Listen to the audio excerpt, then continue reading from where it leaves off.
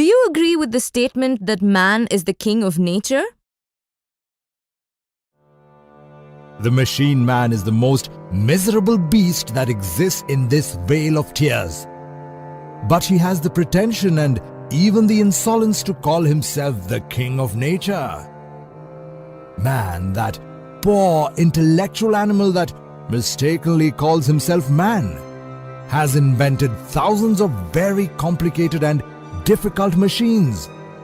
And he knows quite well that it sometimes takes long years of learning before getting to know and use a machine. But he completely forgets the fact that he is a more complicated machine than all the ones he has invented. There is no man who does not have wrong ideas about himself. The serious problem is that he does not want to realize that, in fact, he is a machine. But on what basis can you say something like this, that man is a machine? If you observe any human machine carefully, you will be able to verify this. The human machine has no freedom of movement. It only functions by means of multiple and diverse inner influences and outer shocks. The intellectual animal is a poor talking puppet with memory and vitality, a living doll who has the absurd illusion of thinking that he can do, when in reality, he can truly do nothing.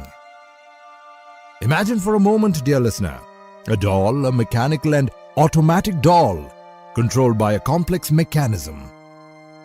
Imagine this puppet. It has life, it falls in love, speaks, walks, wishes, goes to war, etc. Imagine that this puppet can continuously change its owner. You must imagine that each of the owners is a different person with a particular set of criteria, a particular way of having fun, feeling, living, etc., etc. For example, one owner who wants money will push certain buttons and then the doll will go into business. Another owner half an hour later or several hours later will have a different idea and will make the doll dance and laugh.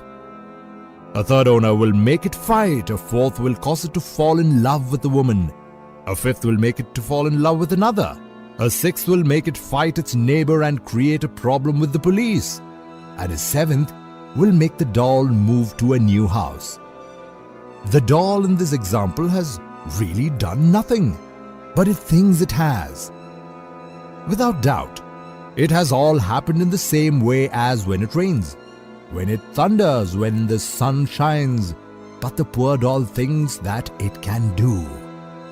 It has the absurd illusion of having done everything, when in fact it has done nothing. In reality, its respective owners were the ones who have amused themselves with the poor mechanical doll. This is the poor intellectual animal, dear friends. A mechanical doll like the one in our illustrative example. It is a puppet made of flesh and blood, controlled by the legion of subtle energetic entities that constitute as a whole what we call the ego, the pluralized I. The Christian gospel qualifies all those entities as demons, and their true name is legion. Same in Hinduism, where they are called Danavas or Asuras. In Buddhism, these are called psychic aggregates. Then what is the way to become free? What is the way to become a true man? Whoever truly wants to stop being a mere mechanical doll must eliminate each of those entities, which as a whole constitute the I. Those who truly want to stop being mere mechanical dolls must start by admitting and comprehending their own mechanicalness. The intellectual animal is a machine, but a very special machine. If this machine begins to understand that it is a machine, if it is well directed and if circumstances so allow, it may stop being a machine and become a man. The first thing we must urgently comprehend in depth and at all levels of the mind is the fact that we do not have a true individuality. that we lack a permanent center of consciousness, and that at one time we are one person and at another we are a different person. It all depends on the entity which controls the situation at any time. But how is that possible? It is difficult to imagine that we are not a single individual. What creates the illusion of unity and integrity of the intellectual animal is, firstly, the sensation of having a physical body. Secondly, his or her name and surnames. And finally, the memory and a certain number of mechanical habits established in him or her through education or acquired by simple and stupid imitation. Thank you so much for the explanation. Can you please continue and tell us how we can stop being a machine and become a free human being? The poor intellectual animal will not be able to stop being a machine as long as he does not have the courage to eliminate by means of deep comprehension and in successive order each of those metaphysical entities that as a whole make up what we call the ego, the I, the myself. Each idea, each passion, each vice, each affection, each hatred, each desire, etc., etc., has its corresponding entity, and the whole of those entities depends completely on circumstances, on the change of impressions, on events, etc. The screen of the mind constantly changes colors and scenes. It all depends on the entity which controls the mind at any instant. The different entities that make up the pluralized I associate with each other. They form certain special groups according to their affinities.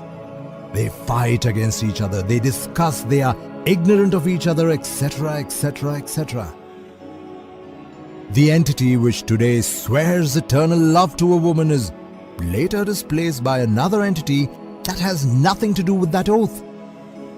Then the house of cards falls down and the poor and disappointed woman cries in sorrow. So it is important to eliminate the egos, the I's that we carry inside. Then should this not be taught in schools and colleges to all children?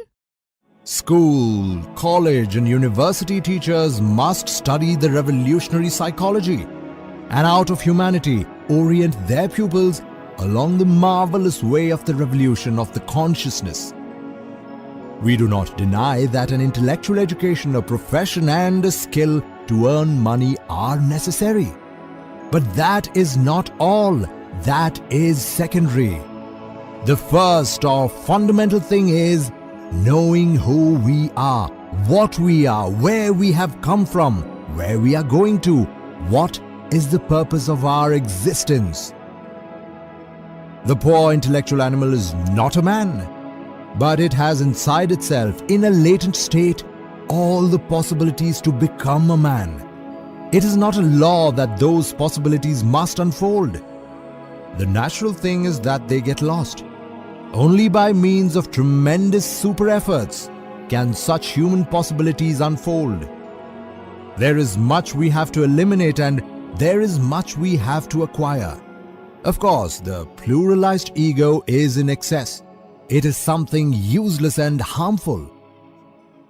It is logical to say that we have to develop certain powers, certain faculties and certain capacities that the machine man thinks and believes he has, but which in reality he has not. When the pluralized I is dissolved, only the true being remains inside us. But surely this is something that cannot be done easily, as you just said. What are the obstacles we can expect? When you try to stop being a machine, when you do not want to be a machine any longer, nature is against you. Nature has inside us, inside each of us, elements, powers and forces that it activates to fight against us. It is inconvenient for nature that someone stops being a machine. This is an attack against its economy, and it has great powers to bring the rebels who want to fight it under control. This is the harsh reality of facts. Obviously, you are here to listen to me, and I am here to speak to you. But you can see right here how nature is working to bring you under control. If you paid due attention, you will notice that some of you have felt bored when listening to this lecture. Some of you have yawned. Some of you wished that our lecture had finished, etc. All these are nature's weapons. If we are all machines, part of nature's economy, then do we have any say in our life? Any control of our own life? In no way could we deny that the law of recurrence processes itself at every moment of our lives. Certainly, in each day of our existence, there exists a repetition of events, states of consciousness, words, wishes, thoughts, volitions, etc. It is obvious that if you do not observe yourself, you cannot realize this unceasing daily repetition. If you truly want to get to know yourself, you must start by observing your own behavior when faced with the events of daily life. Observe your mechanical reactions when faced with the small events that take place in the bedroom, at home, in the dining room, in the street, at work, etc., etc. Observe what you say, feel, and think. If we believe that we are good people, that we never behave in an unconscious and wrong way, we shall never change. First of all, we need to comprehend that we are mechanical people, simple marionettes controlled by secret agents, by hidden eyes. A lot of people live inside us. We are never the same person. Sometimes it's a mean person that expresses itself through us. Sometimes an irritable person. At any other instant, a generous and benevolent person. Later, a scandalous or a slandering person. Then a saint. Later, still a liar, etc. There are all sorts of people, all kinds of eyes inside each of us. We need to stop being simple machines, even though only for a few minutes each day. This will have a decisive influence on our existence. When we observe ourselves and do not do what an occasional eye wants, it is obvious that we are then beginning to stop being machines. You've described a very profound truth about human nature.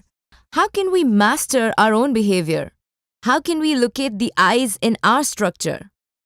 How does the human machine work? The organism of that three-brained biped, mistakenly called man, is a precious machine with 5 marvelous psychophysiological centers. The order of such centers is as follows: intellect, emotion, movement, instinct, and sex. Each of the 5 centers penetrates the whole organism, but they have their basic capital point somewhere in the organic machine. The center of gravity of the intellect is found in the brain. The center of gravity of emotions is in the solar plexus and in the specific nervous centers of the great sympathetic system. The center of gravity of movement is placed in the superior part of the spine. The center of gravity of instinct is to be found in the inferior part of the spine. The center of gravity of sex clearly has its roots in the sexual organs. Intellectual center is responsible for the elaboration of concepts, reasoning, memories, projects, analyses, etc., etc. The intellectual center is useful within its sphere. Taking it out of its gravitational field would be a serious mistake. The great realities of the spirit can only be experienced by the consciousness. Emotional center. Cheerfulness, sadness, melancholy, euphoria, love or hatred are just some of the sensations produced by this center. Human beings clumsily waste their energies through the abuse of violent emotions produced by movies, television, football matches, etc. Motor center.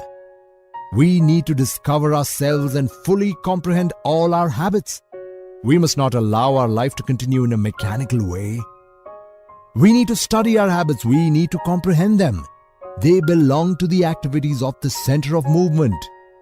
It is necessary to self-observe our way of living, acting, dressing, walking, etc. Instinctive center. There are several instincts: the instinct of conservation, the sexual instinct, etc. There are also many perversions of instinct. Deep inside each human being, there exists subhuman, instinctive and brutal forces like criminal instincts, lust, cowardice, fear, sexual sadism, etc., which paralyze the true spirit of love and charity. Sexual center. This center is in charge of originating the so-called sexual energy. This energy, contrary to what many authors suppose, is not only in charge of the reproduction of the race, it is also responsible for the health of the physical body, the psychological balance and the conquest of what is called the being. And how does this relate to the egos? Where are the eyes present in the centers? The eye exerts control over the 5 inferior centers of the human machine: intellectual, emotional, motor, instinctive and sexual centers. That is how the human being's life is reduced to psychological slavery, in which free will has almost disappeared. In the intellectual center, the eyes of preoccupations make hay while the sun shines. Covetousness projects ideas and plans for the future upon the poor mind. The emotional center also suffers the consequences of the abuse of the eye. Self-love is seriously wounded when we are not paid as we think we deserve. Then comes hatred, resentment, etc. The motor center is used by vanity to take the machine out for a walk in the street, showing off like a peacock, believing that everybody is looking at it. Pride makes us compete, fight our competitor and end up exhausted, only to win a meaningless medal and be able to appear in the national press the next day. Laziness alters the natural mechanisms of the instinctive center, when due to a lack of will, we eat in a careless way, on a diet of frozen, preserved and pre-cooked food. The energetic foundation of the sexual center is also plundered by the different psychological aggregates. Children start from an early age with the vice of masturbation, thus losing quite fundamental elements for their development. The deep ignorance in which humanity is living makes this center the most damaged. Then it must be very important to understand the working of the eye in each of the centers. Whoever wants to dissolve the eye must study its workings in the 5 inferior centers. We must not condemn our defects, neither should we justify them. The important thing is to comprehend them. The eye works with each of these 5 inferior centers, and when we begin to deeply comprehend the mechanism of each of these centers, we are on the way to dissolving the eye. By doing so, it must be possible to live wisely. If we want a definitive change, it is necessary that such a change first takes place within us. To live wisely, we need to understand that the organic machine of the intellectual animal works in a 3-brained way. The first brain is the thinking center. The second brain is the emotional center. The third brain is the center of movement, commonly called the motor center. The 5 centers are distributed among the 3 brains, for each of them is autonomous. It has been demonstrated by practice that all the abuses of the thinking brain produce an excessive loss of intellectual energy. The aesthetic sense, the mystical sense, ecstasy and superior music are necessary to cultivate the emotional center. But the abuse of this brain produces a useless loss and waste of emotional energy. The new wave existentialists, the fanatics of rock, etc. are all abusing the emotional brain. Harmonious and balanced sports are very useful for the motor center. But the abuse of sport implies an excessive loss of motor energy, and the result is usually disastrous. With time, the wrong use of these brains has progressively shortened life. In the pharaohs' ancient Egypt, human life expectancy was 140 years. Now in these modern times of petrol and celluloid, In this time of existentialism and rock rebels, human life expectancy is, according to some insurance companies, hardly 60 years. On the other hand, there is a religious community in Central Asia which consists of aged people whose average lifespan is between 400 and 500 years. The secret of long life of these Asian monks consists in the wise use of the three brains. Contemporary pedagogy leads students to abuse the thinking brain, with results well known to psychiatry. In the ancient schools of mysteries of Babylon, Greece, India, Persia, Egypt, etc., the pupils received integral information directed to their three brains through an intelligent combination of precepts, dances, music, etc., that served to inform each individual's three brains. We are grateful to you for giving such valuable practical information. What else would you like us to remember and practice so that we can live a better life? In life, it is necessary to learn not to cause problems. Problems are just mental shapes which are created by the mind. A problem is a mental shape with two poles, a positive one and a negative one. Those shapes are held by the mind and they stop existing when the mind stops holding them. What should we do? Solve problems? No, that is not necessary. Then what? What we need to do is dissolve them. How can they be dissolved? Simply by forgetting them. You may think that it is impossible to forget problems, but it is possible.